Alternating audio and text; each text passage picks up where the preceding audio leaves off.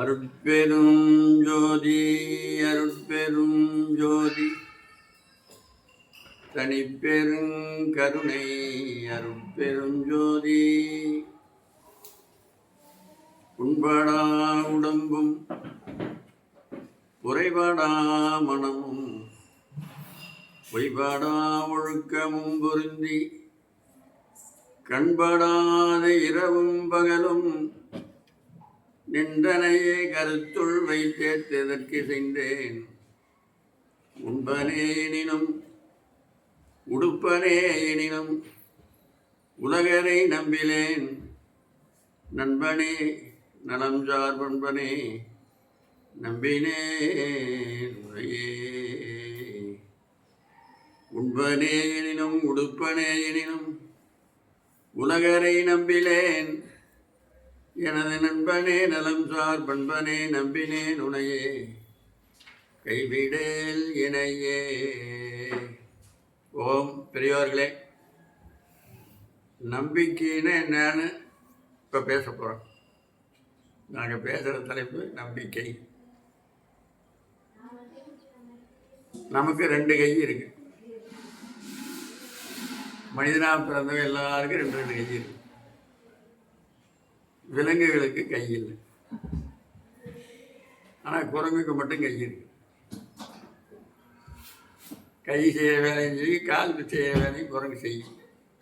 நடந்து போகிற போது அந்த காலே கையாக பயன்படும். ஏதாவது கொடுத்தோம்னா காலை கையாக பயன்படும், வாங்கி. மாடெல்லாம் அப்படி வாங்குறது, எறும்பையெல்லாம் அப்படி வாங்குறது. அதனால் அந்த அதை வச்சு தான் மனுஷன் குரங்குலேருந்து பிறந்தான்னு சொல்கிறாங்க. அதை வச்சு தான் சொல்கிறாங்க குரங்குலேருந்து பிறந்தாங்க. ஆனால் சைவ சித்தாந்த சாஸ்திரம் பசுமாட்டிலிருந்து தான் மனுஷன் வந்தான்னு சொல்லுது. விஞ்ஞானம் தான் குரங்குலேருந்து பிறந்தான்னு சொல்லுது.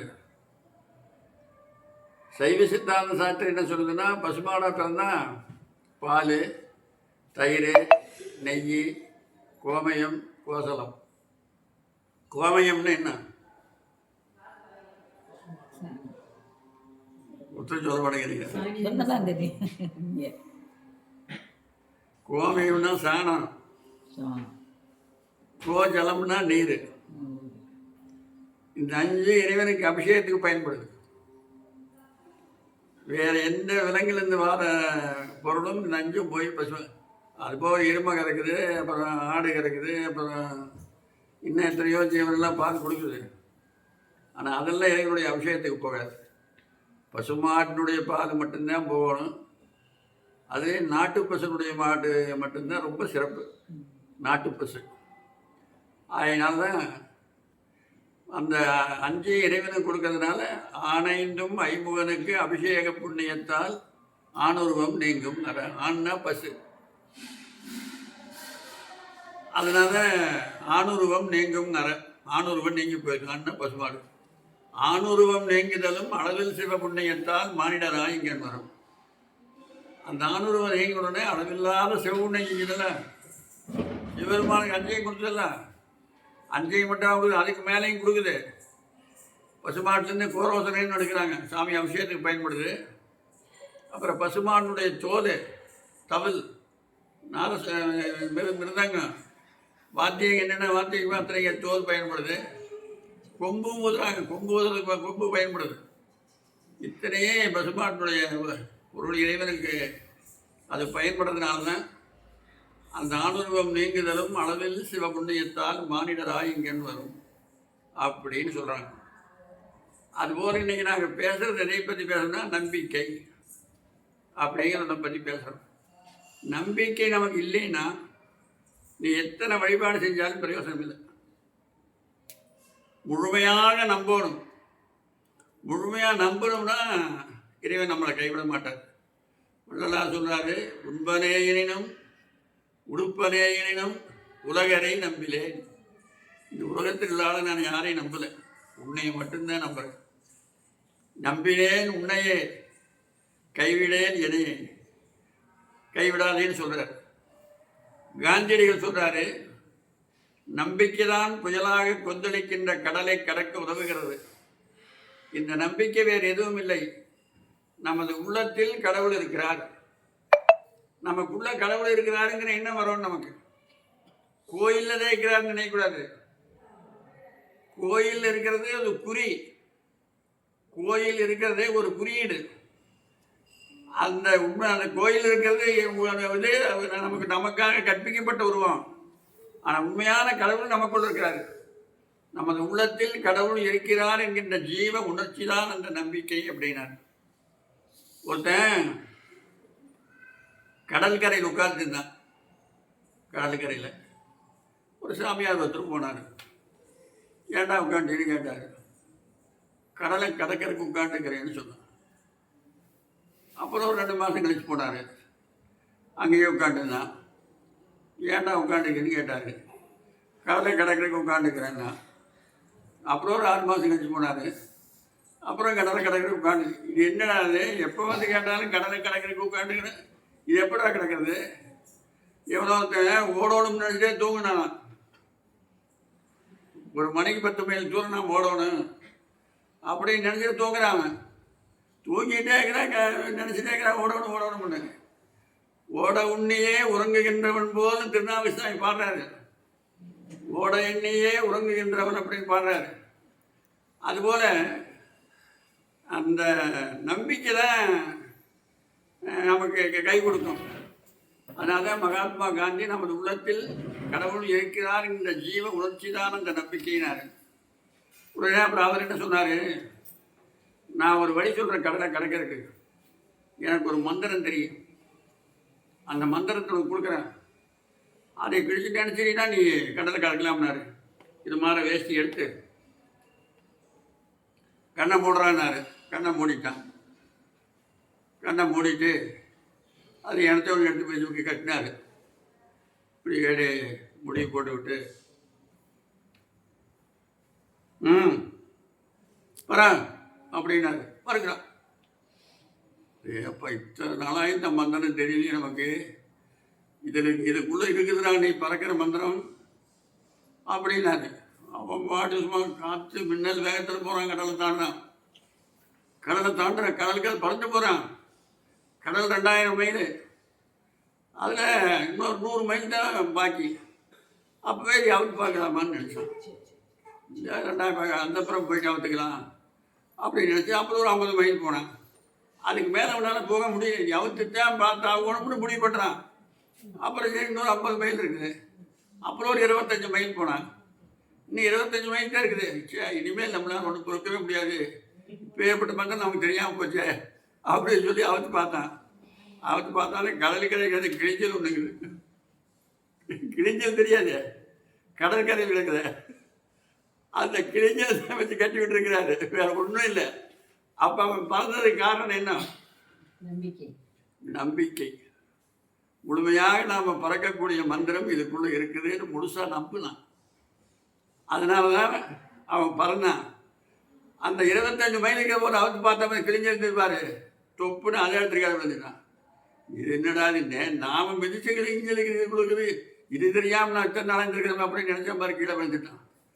அதுபோல் நம்பிக்கை தான் புயலாக கொந்தளிக்கின்ற கடலை கிடக்குதுன்னாரு. அதுபோல் அக்பர்னு நீங்கள் எல்லாரும் கேள்விப்பட்டிருப்பீங்க. முகலாய அரசர்களில் மிகப்பெரிய பேரரசர் அக்பர் சக்கரவர்த்தி. அவருடைய அரசவையில் பீர்பால்னு ஒருத்தர் இருந்தார். மந்திரிக்கு அழகு வரும்பொருள் உரைத்தல் அப்படின்னு ஔவையார் சொல்லிக்கிறாங்க. வரும்பொருள்னா எதிர்காலத்தில் என்ன நடக்கப் போகுதுன்னு சொல்கிறது, வரும்பொருள் இல்லை. அதனால் அவர் சாதாரண அமைச்சராக சேர்ந்து ஒரு சும்மா நகைச்சுவை கலைஞராக போய் சேர்ந்தார். அவருடைய அவையில் நகைச்சுவைக்கு அவருடைய மந்திரியாக இப்போ அவருடைய அறிவை பார்த்துட்டு அமைச்சராகினார். ஏதோ ஒரு துறையில் அமைச்சராக போட்டார். அப்புறம் முதலமைச்சரானார். அப்போ அவருக்கு எத்தனை அறிவு இருந்திருக்கு. அவரே அக்பரும் பீர்பால் 2 பேர் ஒரு நாள் அரசவையில் உட்கார்ந்துருந்தாங்க. அந்த இஸ்லாமிய குருநாதர் ஒருத்தர் வந்தார். இஸ்லாமிய மதத்துக்குள்ளேயே குரு தலைவர் ஒருத்தர் வந்தார். உடனே அக்பர் கீழே இறங்கி போய் அவர் வடமாக சுற்றி வந்து கீழே விழுந்து வணங்கி அவர் தலையை தொட்டு ஆசி வழங்கினார். அவர் யார்? அக்பருக்கு ஆசி வழங்கினார். அவர் இஸ்லாமிய மதகுரு. உடனே அப்புறம் அவருக்கு பொண்ணும் பொருளும் வாரி வழங்கினார். வாங்கிட்டு அவர் போயிட்டார். உடனே அப்புறம்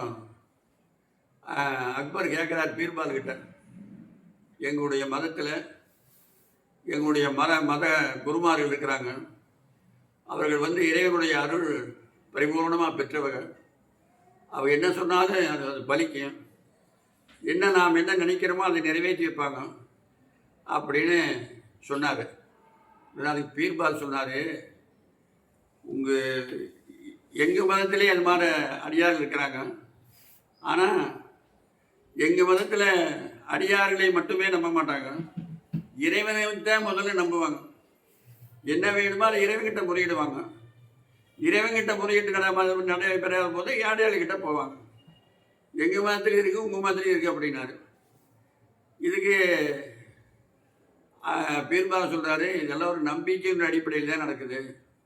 நீ கடவுளை நம்புனாலும் சரி, அடியார் நம்புனாலும் சரி, யாராவது ஒருத்தர் நீ நம்பு, 2 பேரையும் எல்லாம் நம்ப, கடவுளும் அடியார் ஒன்று தான் நம்பு. அதனால தான் பட்டினத்தார் பாடினார், அதாவது அடியார் உறவும் அரண்பூச நேசமும் அன்பும் அல்லாது படிமேது வேறு பயன் உள்ளதோ, இந்த உலகத்தில் இதை விட வேறு பயன் என்று இருக்கு அப்படின்னாரு. உடனே சரிட்டு நம்பிக்கை தான் காரணம்னு சொன்னார் பீர்பால். நம்பிக்கை தான் காரணம்னா அப்போ நான் அதை எனக்கு நிரூபித்து காட்டேன்னாரு அக்பர். எத்தனை 6 மாதம் ஆனாலும் சரி, 1 வருஷம் ஆனாலும் சரி, அதுக்குள்ளே இந்த நம்பிக்கையினால தான் இது நடக்குதுன்னு எனக்கு நிரூபித்து காட்டிடணும் அப்படின்னாரு. சரின்னு ஒத்துட்டாரு, நான் நிரூபித்து காட்டுறேன்னாரு. அதுக்கு பிறகு கொஞ்ச நாள் கழிச்சு அவர் செருப்பை, அக்பருடைய செருப்பை பீர்பால் திருடிட்டு போயிட்டார். எங்கேயோ தேடி தேடி பார்த்தாங்க, அதெல்லாம் கிடைக்கல. நான் போச்சு செருப்பு போனால் அப்புறம் அதுக்காக வேலையை நிறுத்திடுவாங்க. சரின்னு மற்ற வேற ஒரு செருப்பு வாங்கி போட்டு அது போயிட்டு போட்டு விட்டாங்க. இவர் எடுத்துகிட்டு போய் ஒரு பெரிய அரச மரம், ஒரு 200 பேர் தங்க அந்த மரத்துக்கு அடியில், அப்பேற்பட்ட மரம், அந்த மரத்துக்கு அடியில் ஒரு பட்டு துணியில் சுற்றி அந்த இடத்துல ஒரு 4 அடியான பள்ளத்தை தோண்டி அந்த செருப்பை பட்டு துணியில் சுற்றி உள்ளே வச்சு மேலே ஒரு மேடை போட்டார். மேடை போட்டார். மேடை போட்டு அங்கே ஒரு ஆளை போட்டார்.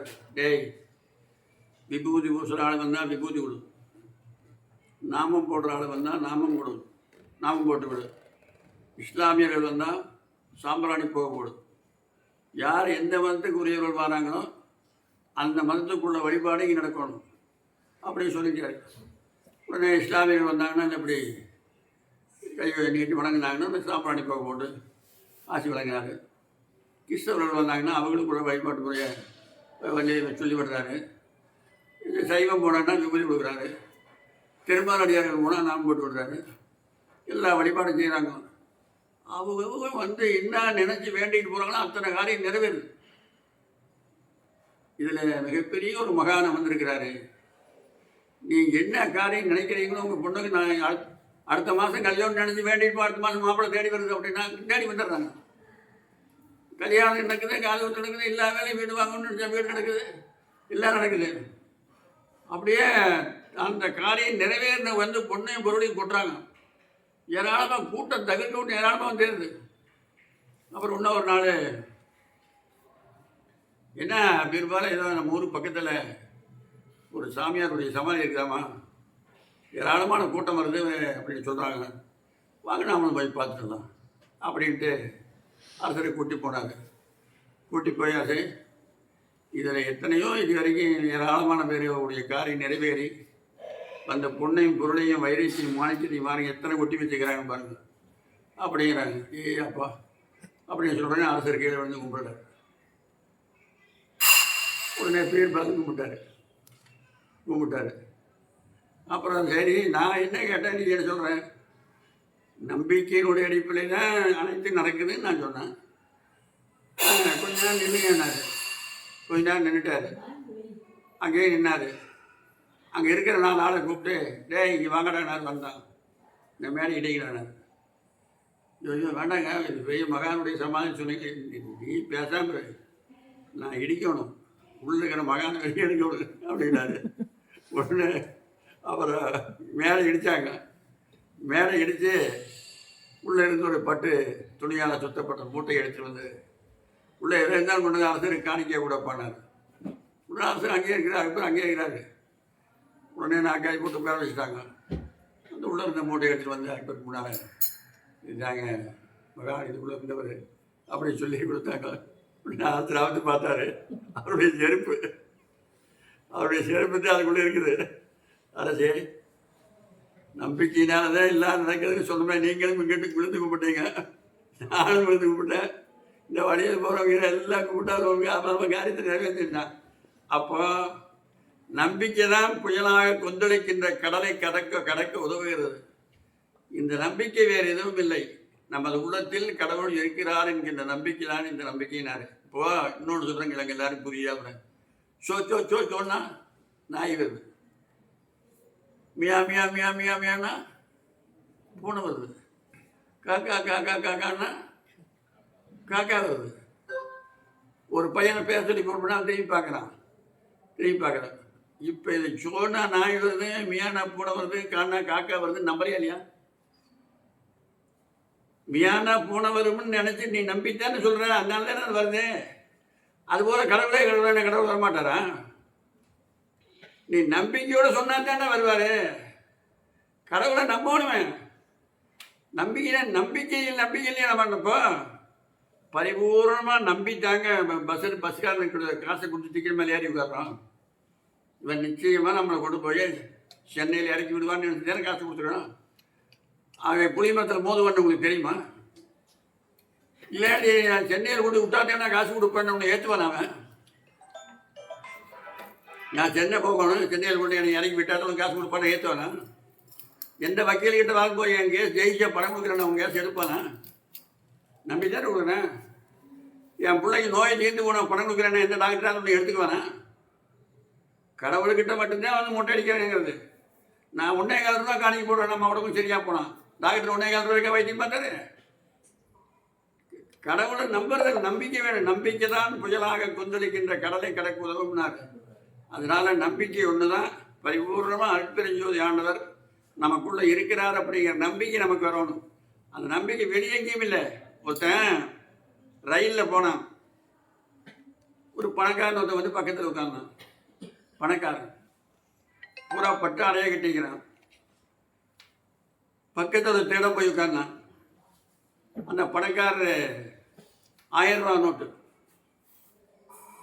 50 நோட்டு, 50,000 அதை எடுத்து எட்டுறாரு. அது இங்கே உட்காந்துக்கிறாரு, இவர் இங்கே உட்காந்துக்கிறார். 2 பேருக்கு இடைவெளி ஒரு அரை அடி தான் இருக்குது. 2 பேரும் தான் உரசிட்டு உட்காந்துக்கிறாங்க. பகவானே, ஆண்டவன், 50,000த்துக்கும் எனக்கு இடைவெளி அரை அடி தான் இருக்குது. இவனை கொஞ்சம் போய் தூங்கி விட சொல்லக்கூடாதா? 1 நிமிஷம் தூங்கினானு நான் எடுத்துகிட்டு போயிடுவேன் அப்படின்னா அவன் இவனை தூங்க வைப்பான் போலுக்குது. அவன் தூங்குற பாட்டை காணும். இவனும் பார்த்தான் எப்படியாவது தூங்க வச்சு தூக்கி போகிறான்னு பார்த்தா அதை விட்டு கொண்டு அது நடக்கல. அப்புறம் ஒரு ஊருக்கு போய் 2 பேர் இறங்கினாங்க. கேட்டேன். இறங்கின உடனே இந்த பணக்காரரை கேட்டால், தம்பி நீ எங்கே போகிறீங்கன்னாரு. நான் எங்கேயாவது ஒரு ரூம் எடுத்து தங்கலாம்னு போகிறேன். அப்படியா, நீ வா, உன்னை பார்த்தா ரொம்ப பரம ஏழையாக இருக்குது. ஒரு ரூமுக்கு 1500 ரூபா நாளைக்கு வாடகை கொடுக்கணும். நான் ஒரு ரூம் எடுக்கிறேன், நானே வாடகை கொடுத்துட்றேன், நீ தங்கிக்கோ. நீ ஒன்று எனக்கு வாடகையெல்லாம் கொடுக்க வேண்டாம் அப்படி சொல்லிட்டா. நம்ம இந்த பணம் வேண்டான்னு விட்டுட்டு போனாலும் இவன் விட மாட்டான் போல இருக்குது. வந்து எடுத்துகிட்டு போன கூப்பிட்றான் இவன் அப்படின்ட்டு போனான். போய் தங்கிட்டாங்க. 2 பேரும் படுத்துட்டாங்க. இந்த திருடனை படுத்து தூங்குற மாதிரி நடிச்சான். குருட்டச்சத்தம் போடுறான். எப்படி தவிட்டானா, எங்களுக்கு ஒருத்தன் எண்ணெய் தேய்க்கிறதுக்கு வந்தான். நைட்டில் படுத்து எண்ணெய் தேய்ப்பான். அவன் ரொம்ப நேரம் உட்காந்து தேய்ச்சிட்டு அவன் கை வலிக்க மாட்டான். ஏன்டா அவன் வரையும் நான் வேண்டாம் வாங்க வேண்டு நாங்கள் தூங்குற மாதிரி நினைக்கிறது. தூங்குற மாதிரி ஒரு சத்தம் போடுறது. மூச்சு கொஞ்சம் வேகம் காசு வேகம் அப்படின்னா அவன் தூக்கி நினச்சிக்குவான். அவன் போயிடுவான். அப்புறம் முடிச்சுக்குவான். அவன் போயிடுவான். அந்த மாதிரி அவன் தூங்குற மாதிரி நடிச்சான். அவரோட அந்த நடிப்பு இவன் நடித்தான்.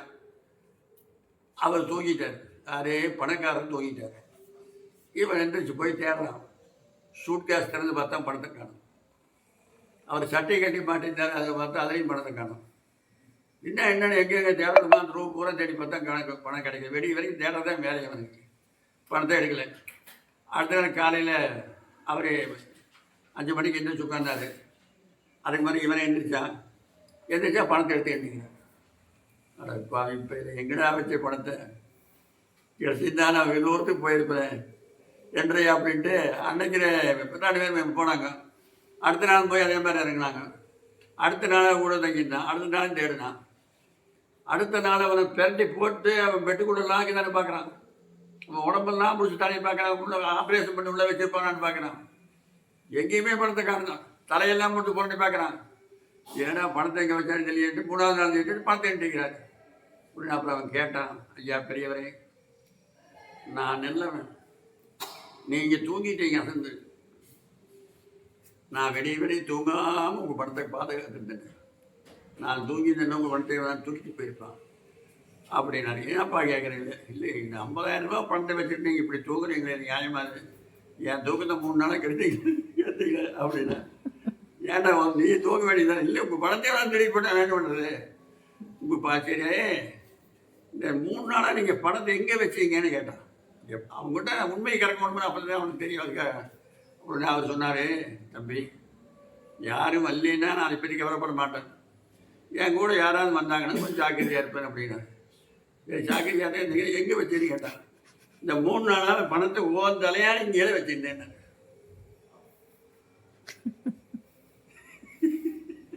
அவன் தலையாரிங்கிறது 50,000 பணம் கிடக்குது. அதை பற்றி பார்ப்பலாம? இவன் கூட இவன் தலையானையும் பெட்டையும் போய் கட்டி பார்க்கலாம் தவிர, சட்டையை பார்க்கலாம், அது மாதிரி பார்க்கலாம் தவிர. அப்போ பணம் எந்திருக்குது, இவன் தலைக்குள்ள தான் எந்திருக்குது. அப்போ கடவுள் எங்கே இருக்கிறாரு? நம்ம தலைக்குள்ள தான் இருக்கிறாரு. நம்முடைய இதயத்துக்குள்ளதான் இறைவன் இருக்கிறாரு.